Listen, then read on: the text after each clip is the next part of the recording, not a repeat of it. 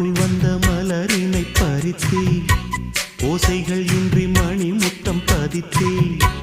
பழச்சாரையும் இளநீரையும் பரிமாற வேண்டும் தினமும் அந்திப்பகல் வந்ததொரு இன்ப மயக்கம் அஞ்சு விரல் பட்ட இடம் மெல்லச் சிலிர்க்கும் எங்கெங்கே தொட்டாலும் அம்மம்மா உற்சாகம் அங்கங்கே உண்டாகும் வா கன்னத்தில் கன்னம் வைக்க ஒத்துக்கு ஒத்துக்கு